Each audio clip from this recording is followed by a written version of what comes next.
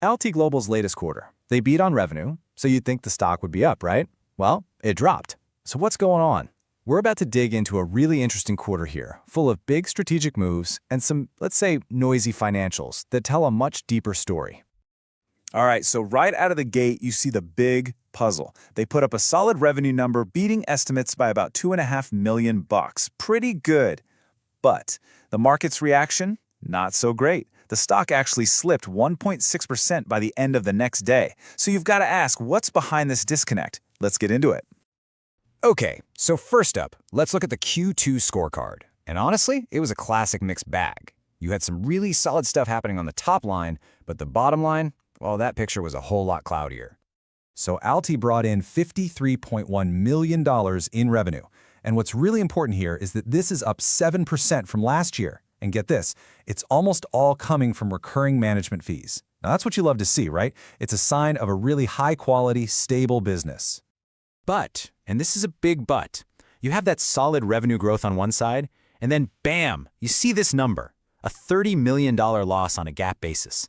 Now, management was all over this, pointing out that, hey, this is because of a bunch of one-time costs. It's all tied to this massive strategic overhaul they're doing. And while all that's happening, the company is getting bigger. I mean, their assets under management and advisement shot up to around $97 billion. A big chunk of that, by the way, comes from their recent acquisition of Kontora over in Germany. Okay, so let's put it all together. You've got the revenue beat, that big GAAP loss, and then a more interesting profitability picture. Let's look at adjusted EBITDA. That's the number that pulls out all those one-time costs to give you a feel for the core business. It came in at $4 million consolidated. But if you look at just their core wealth segment, it was a much healthier $14 million.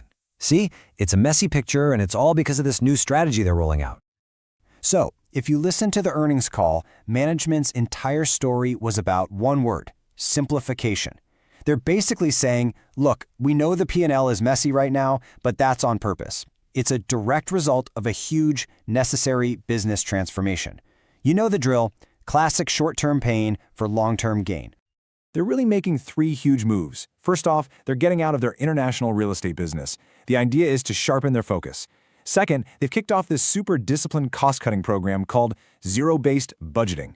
And third, they sealed the deal on that Kontora acquisition to really beef up their presence in Europe. And the CEO, Michael Tedman, said it perfectly on the call. The message was crystal clear. Don't get caught up in all the noise right now. What he's saying is that the real, true earnings power of this new, simpler model, well, it hasn't even shown up yet. Now, you might have heard of zero-based budgeting, or ZBB. For anyone who hasn't, this is not your typical, let's just trim the fat kind of thing. No. This is a super rigorous bottom-up review. Every single expense, I'm talking from software subscriptions to the rent on their office, has to be justified from square one. It's really a massive culture shift towards being incredibly disciplined with costs. And here's the payoff. This is the crucial part. AlTi is targeting something like $20 million in recurring annual savings from all this. And the best part?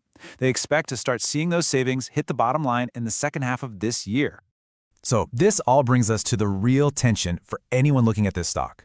Management, they've laid out this really compelling plan. But the way the stock is trading, that tells you the market is officially in prove-it mode. The promises have been made, and now it's all about execution. And just to put the sheer size of this opportunity into perspective for you, think about this. Their Q2 adjusted EBITDA was $4 million. The savings they're targeting, $20 million. That's 5 times their current EBITDA. So if, and it's a big if they can actually deliver on that, the operating leverage here is absolutely massive. This is it. This is the core of the whole bull versus bear debate on the stock. So, the big question is, what does the market need to see? What are the specific proof points that are going to get investors to actually buy into this transformation story? All right, here's the checklist of catalysts we're going to be watching like a hawk. Number 1, we need to see hard evidence of those ZBB savings actually showing up on the expense lines. Number 2, we need a clean P&L, one without all the noise from that real estate exit. Third, we need to see their margins in the core wealth business start to expand. And finally, we're looking for signs that the Kontora integration is going smoothly, and of course, some big new client wins, especially from that ultra-high net worth crowd.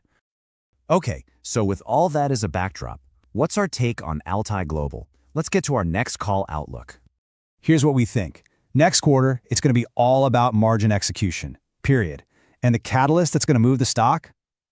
It'll be the first time they release a truly clean income statement that shows those cost savings are real and hitting the bottom line. Until we see that, we're kicking things off with a market perform rating. Look, the story is great, it's compelling, but now the market just needs to see the numbers to back it up. Okay, now for a little fun. Our trade idea. An interesting play here could be a pairs trade.